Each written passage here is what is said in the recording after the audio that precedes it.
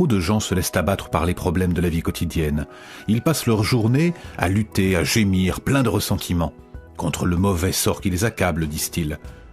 Or, le sort, s'il existe, peut être apprivoisé et même influencé, si l'on sait adopter un état d'esprit approprié et utiliser la bonne méthode.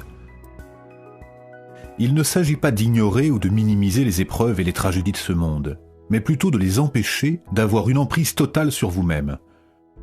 Si vous apprenez à les chasser de votre esprit, à vous en détacher, et si vous canalisez votre énergie spirituelle, vous franchirez des obstacles autrement insurmontables.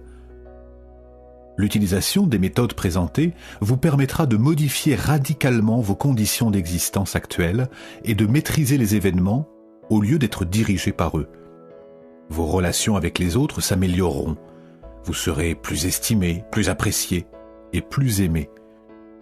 L'adoption de ces principes vous fera découvrir un merveilleux bien-être inconnu de vous jusqu'ici. Croyez en vous et en vos capacités. Pour réussir et être heureux, il faut avoir confiance en soi. Le sentiment d'infériorité empêche la réalisation des rêves, alors qu'une juste estime de soi permet au contraire leur entière réalisation. On voit donc l'importance qu'il y a à avoir une attitude positive. La confiance en soi commence dans l'esprit. Comment, en effet, peut-on avoir confiance en ses moyens si on entretient sans cesse des pensées négatives et si on se dénigre constamment ? Tout est question d'attitude. Il faut imprégner son esprit de pensées positives pour espérer profiter de cette force qui vit en chacun de nous. Si nous vivons dans la crainte constante de malheur, comment pouvons-nous espérer être confiants ? Et il y a plus grave encore, à force d'y penser, on risque bel et bien de faire survenir les événements redoutés. Le manque de confiance en soi constitue l'un des problèmes majeurs qui affligent une bonne partie des gens. Dans le cadre d'une enquête menée par une université, on demanda à 600 étudiants d'identifier leurs problèmes personnels majeurs. 75% d'entre eux considèrent leur manque de confiance en eux comme leur plus grand handicap. On peut vraisemblablement avancer les mêmes chiffres pour la population en général. Partout, on rencontre des gens qui tremblent intérieurement, qui ont peur de vivre, qui souffrent d'un complexe d'infériorité, qui doutent de leur capacité de réussir. Ces gens sont obsédés par la crainte de l'échec.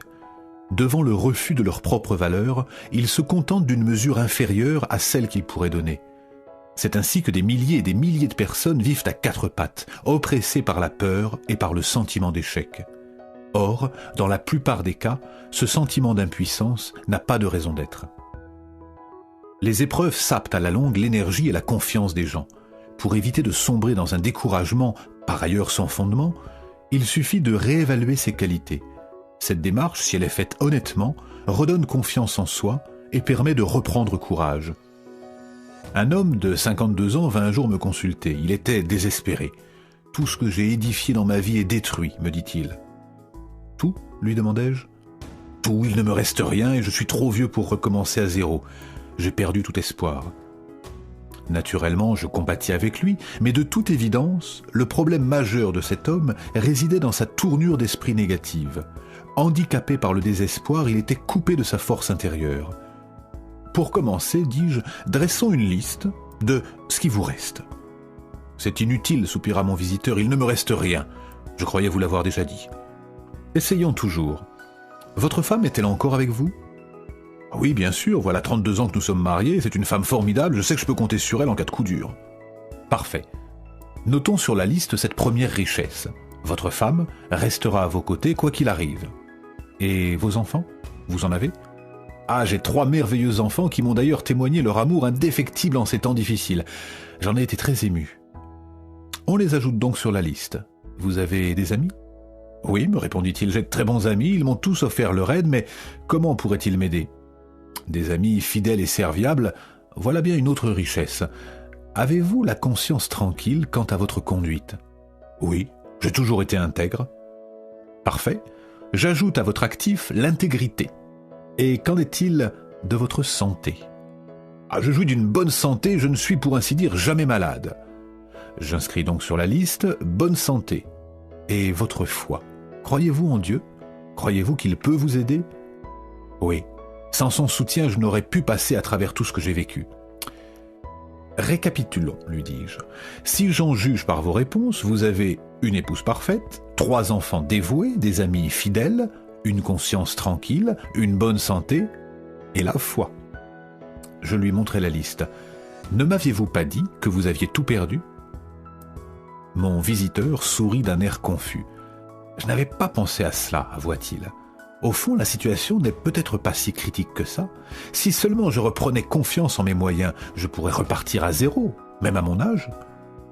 Cet homme réussit à recommencer sa vie, mais il dut pour cela changer sa tournure d'esprit. La foi balaya ses doutes et il découvrit une force intérieure toute puissante. Cette anecdote illustre bien les propos du psychiatre Karl Menninger. Les attitudes importent plus que les faits. Voilà une vérité qui est indispensable de retenir. Le fait en soi, même hérissé de difficultés apparemment insurmontables, importe moins que l'attitude que nous adoptons à son égard.